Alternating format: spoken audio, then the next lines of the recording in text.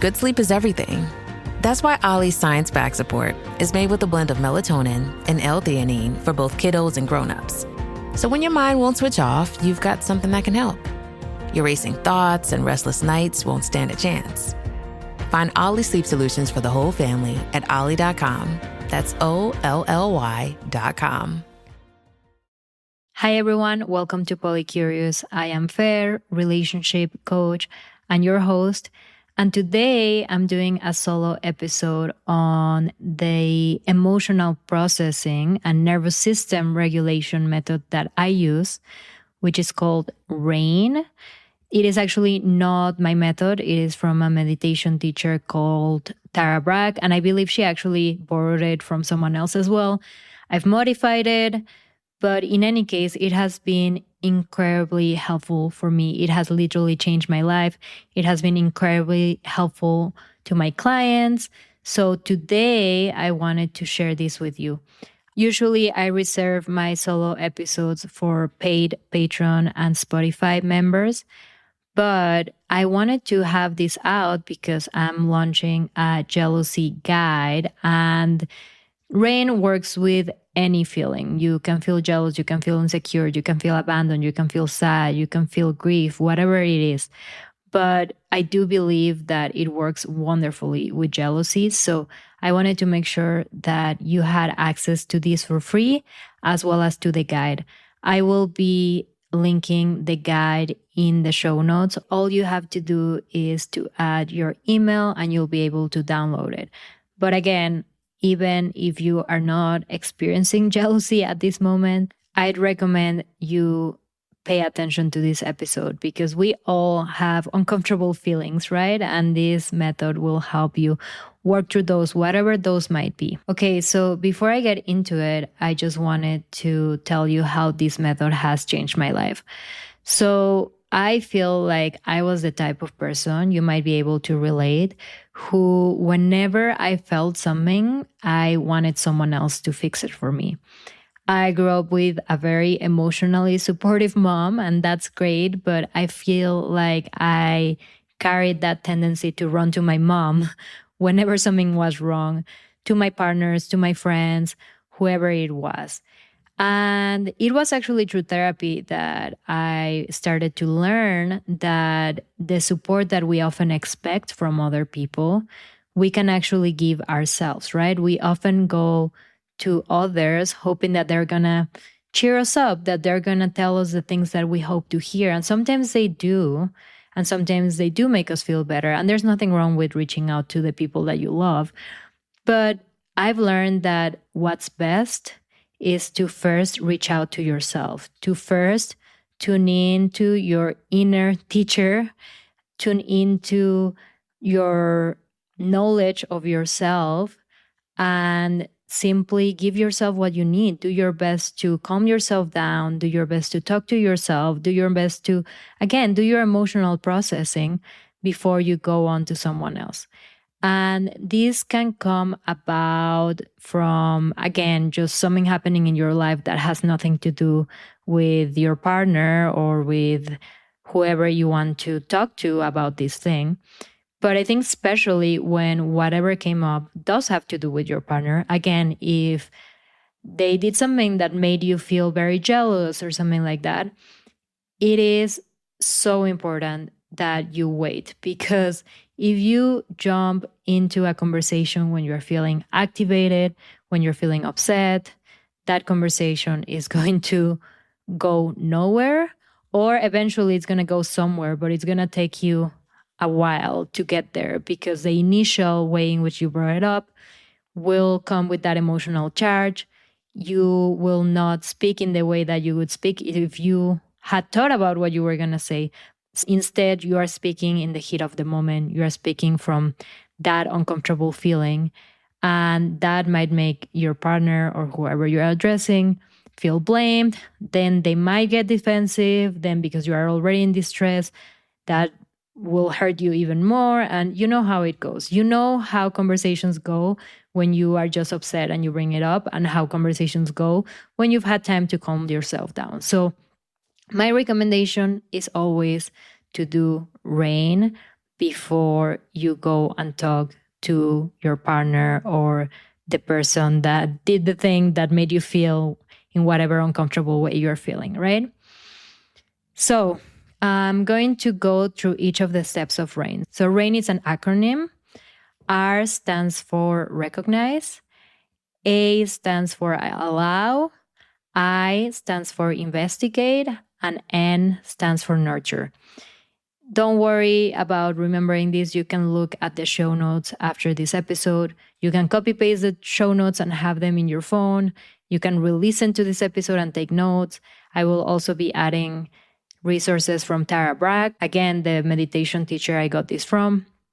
So I just want you to pay attention to what the steps are for now. And with time, hopefully you'll be able to memorize them and you'll be able to use this amazing tool whenever you are having an uncomfortable feeling. Okay, so the first one might sound simple, but it actually can be difficult sometimes. R, recognize. As simple as it sounds, sometimes it's so hard for us to recognize what's going on. We know we're feeling uncomfortable, right? We know there's something wrong, but we don't really know what it is. And there's a lot of power in just naming whatever it is, right? Are you feeling anxious? Are you feeling abandoned? Are you feeling uncared for? Are you feeling unappreciated? Are you feeling insecure about a particular trait of yours? I think that once we have identified the feeling, and of course, sometimes it's a bunch of different feelings, but there's a lot that can be gained from just naming it, right? So I'm going to take the example of jealousy just because I know a lot of us have struggled with that. And that is something that can be difficult to admit to ourselves. I know that for me, the first time I experienced jealousy, I didn't want to name it as jealousy because at that point, I rationalized it that I wasn't jealous. I just didn't like the way that my partner at the time had gone about X, Y, and Z, right? But at the end of the day, however you want to call it, when you feel uncomfortable about your partner being with someone else, it might actually just be easier to admit to yourself that you are feeling jealous. In any case, most people, when they feel jealous, they want to rationalize their way out of it, right? Like they think that because they know that, for example, their partner did nothing wrong by going on a date, that they shouldn't feel jealous, right? That if they're truly on board with non-monogamy, those uncomfortable feelings shouldn't follow. But I think that the majority of us are often taken by surprise when we experience this. And just like with any feeling, we might have a tendency to want to brush it under the rug. Or even if we do have a level of compassion with how we're feeling, we might just want to think our way out of it. But what this method invites you is to feel. And when I say feel, I mean literally feel the sensations in your body, right?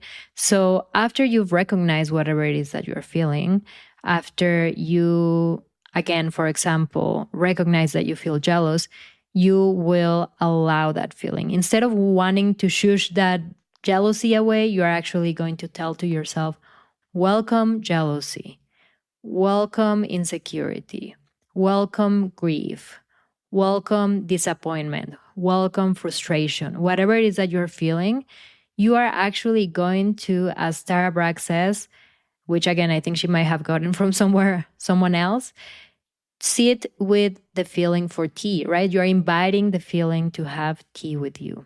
So once you welcome the feeling in, you will actually feel very uncomfortable, right? You will probably want to escape the feeling, and that's when our thoughts come in. So when I ask you to allow the feeling in, what I would like you to do is to sit down or to lay down, to close your eyes, to take a moment to yourself to do this exercise. It takes about 20 minutes for our nervous systems to calm down. So if you could do it for 20 minutes, that's amazing. If you can only do it for 10 or 15, that is probably okay. But I would recommend you do it for at least 20 minutes. You sit down, you set your timer, and you say to yourself, welcome jealousy or whatever the feeling it is that you're feeling. And again, it is going to feel very uncomfortable. But the reason why you're forcing yourself to sit through the discomfort is because that is the only way that you're going to feel better. As you might have heard people say, with feelings, the only way out is through. So if you want to feel relieved out of that jealousy, you first need to feel extremely jealous. The way I like to explain it to my clients is, when we don't want that feeling in, when we don't want to let the jealousy in, the jealousy is going to be knocking at our door. So we might not feel uncomfortable because the jealousy is not yet inside our house. We haven't invited the jealousy for tea, but we're still hearing the knock. And we might forget for a little bit, and then once more you hear the knock, right? Hasn't that happened to you, that you're feeling really uncomfortable and then you're having a fine day and then all of a sudden you get this pang and you realize, oh my God, I'm still feeling whatever it is. You remember what your partner did. You remember whatever circumstances led you to feel uncomfortable, and you again feel that way. So instead of having that feeling knocking at your door, we're going to let the feeling in. When we let the feeling in, we're not going to feel good, right? We're going to be sitting with a guest that we don't like. The jealousy or the uncomfortable feeling is going to be there. And they're probably going to be a messy guest. They're going to be spilling the tea all over. They're going to make a mess of our house. They're going to make us feel very uncomfortable while they're visiting. But after those 20 minutes, after you've allowed the feeling to be in your house for a little bit, in your body for a little bit, the feeling will leave.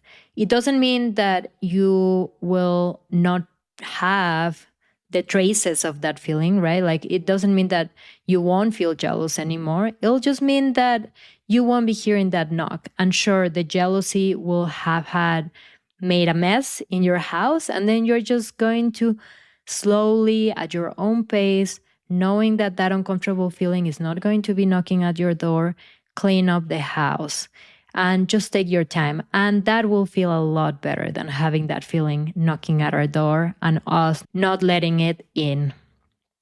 Now, what does that look like practically? If you're familiar with meditation, you know that it is basically making an effort to focus on your body sensations, right? So when a thought comes by, it doesn't mean that you're not supposed to be thinking unless you are the Buddha or something. You are probably going to be thinking, and that's normal. But what is important is that whenever a thought comes into your head, you let it go. You just let it go. And the way that you let it go is simply by going back to your bodily sensations. So I like to personally focus on the feeling of the air coming in and out of my nostrils. I like to do body scans, meaning I'm consciously thinking, okay, how do my feet feel right now? How do my legs feel now? How does my tummy feel now? Etc. And I go up my body. Again, while I'm doing those exercises, while I'm trying to focus on my breathing, a thought will come in, I'll get distracted, and all I have to do is go back to whatever that place is. However, what might be helpful to you is to actually focus on wherever you feel that discomfort, right? So let's say that you're feeling the jealousy as a tightness in your chest. What about focusing on that tightness, just observing it without judgment, with curiosity? Again, while you observe that, thoughts are going to come in, and all you have to do is go back to observing whatever your body is feeling. Go back to focusing on the sensations of your body. And I think that something that was very helpful to me is to realize that meditation is all about practicing that muscle, right? Because before, every time a thought distracted me and I stopped paying attention to the sensations of my body, I think, oh my God, I'm ruining my meditation. I have to start over, kind of thing. But then I realized that the practice is to go back to your breath, right? Like every time you exercise that muscle of going back to your breath, you are learning to be more present in your everyday life, right? The idea is that meditation will help you to be a little bit less in our head, in our monkey mind, as some call it, and more in our body. And that's what we're practicing. So now every time I have a thought, I see it as an opportunity to practice that muscle. So anyhow, let's say that you've done that for 20 minutes. Again, you will feel uncomfortable. You will let yourself feel uncomfortable. You will sit through the discomfort. And by the end of the 20 minutes, you will have calmed down. Now you can go to the next step, which is investigate. So investigating is what one might do when one is journaling, for example, right? You ask yourself some questions, you write down some reflections. The issue is that sometimes we jump into that when we are in distress.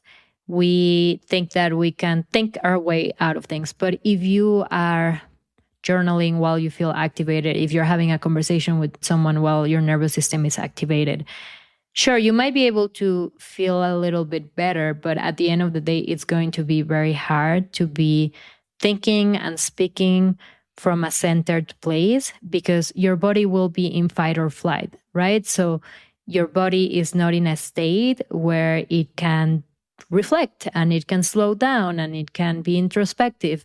It might be a lot easier to blame yourself. It might be a lot easier to judge your feelings, to have less compassion.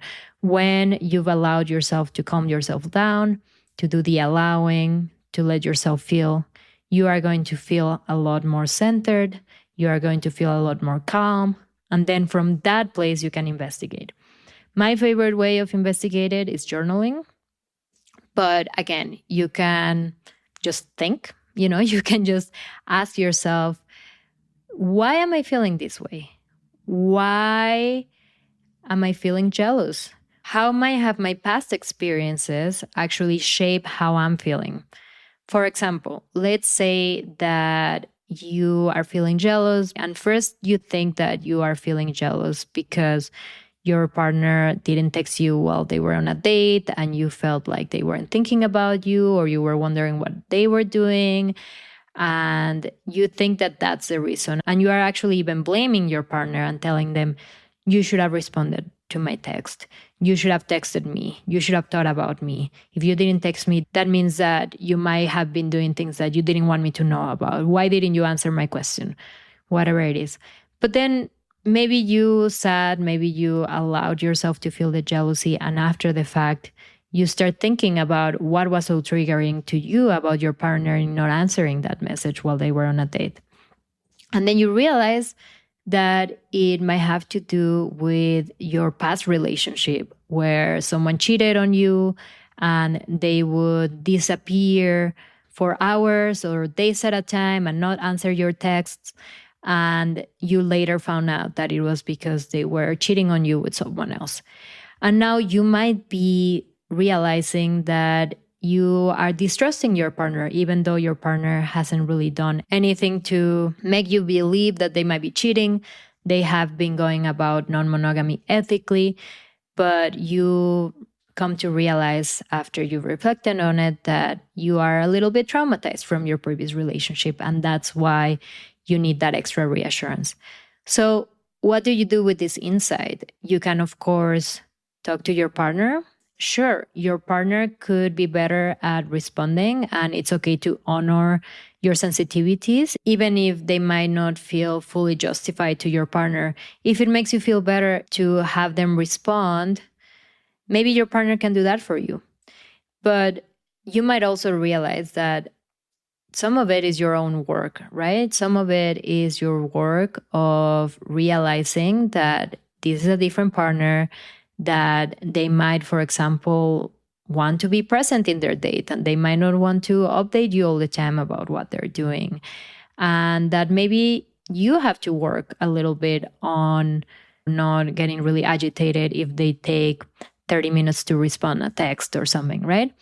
So then you can, after you finish rain, come to your partner and talk about that and tell them, hey, it would be helpful to me if you could try to respond my texts when you are on a date. But also I reflected on it and I realized that I am also extra sensitive because of my past relationship where I was cheated on. So I will also be working on gaining more security in their relationship and trusting you more. That is a very different conversation from the one that you would have had you just brought this up in the moment, right? You would have probably just complained to your partner and fully blamed them for not answering and just let that jealousy and that fight or flight lead the conversation, as opposed to coming from a center place where you've calmed yourself down well or you've reflected and then you can have a conversation. But I'm kind of getting ahead of myself because before you even have that conversation with your partner, you will do the last part of RAIN, which is nurture. Now, nurture can mean many things. The way that I think about it is talking to yourself, right? So again, with this example, let's say that you investigated, you realize where the jealousy came from. What would you tell to a friend? What would you tell to a friend who came to you and said, I'm really upset at my partner because they didn't answer this text. I felt really jealous, but then I realized that it might be because of my past. You would probably be compassionate, right? You'd probably say, well, that makes sense that because of the past and the relationship that you had before where you were cheated on, that it would be hard for you to trust your partner.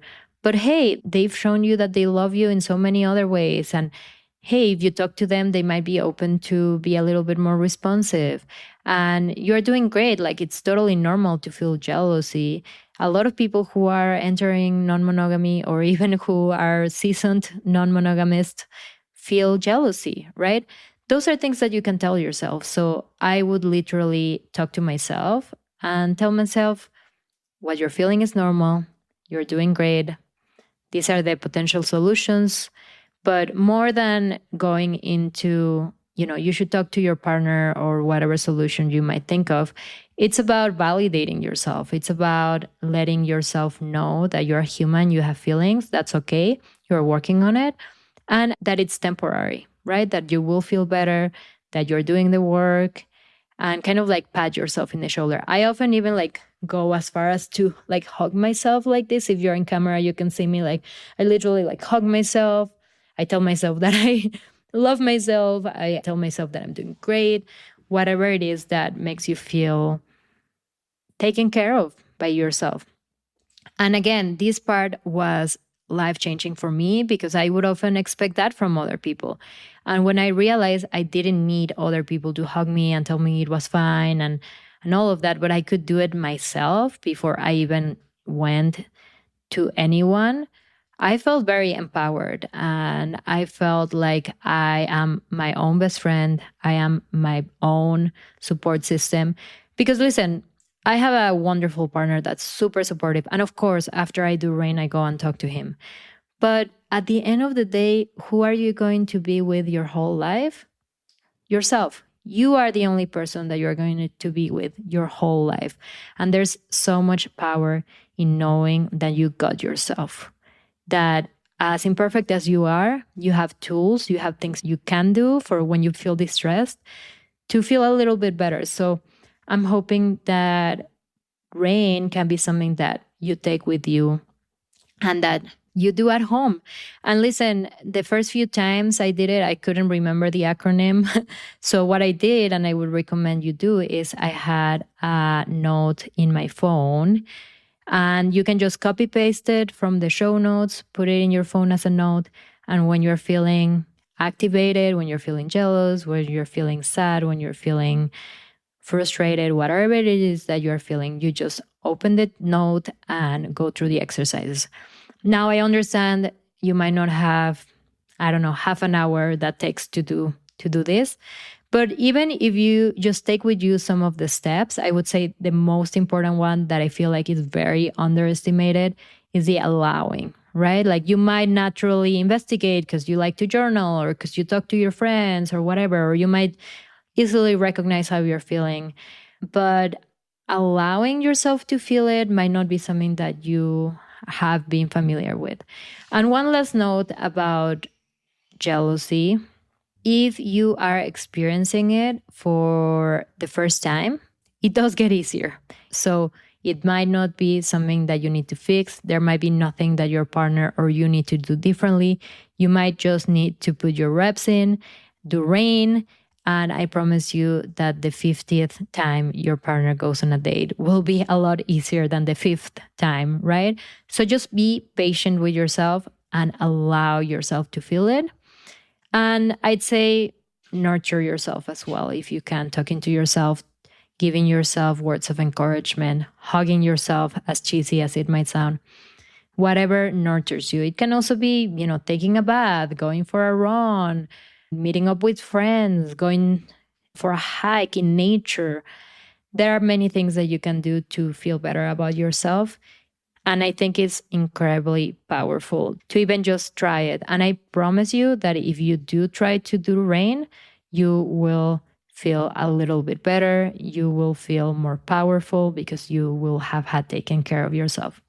If you are interested in coaching, if you have been struggling with these big feelings and you found this exercise helpful, you can reach out to me for a free exploratory call for coaching.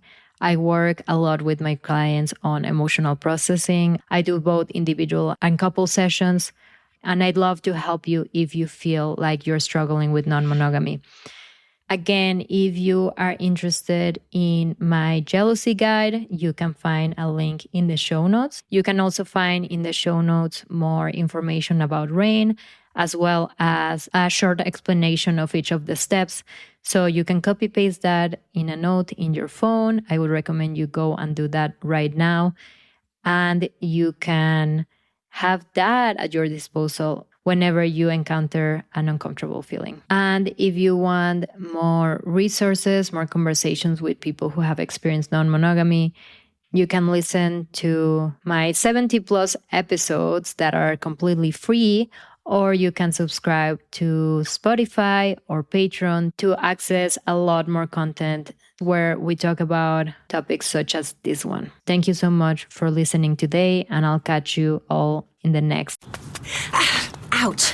This knee is killing me, but I can't stop training. The marathon is in 2 weeks. Let's get on ZocDoc and find a doctor to take a look at that for you. Okay. Here's a review. Dr. Craddock really takes his time. No, I don't have time. What about Dr. Charles? His patients say he can help find a quick fix, and he's in network. Great, now we're talking. Book it. Booked. 1 mile down, 19 to go. Bring it on. You've got options. Download the ZocDoc app today. Episode.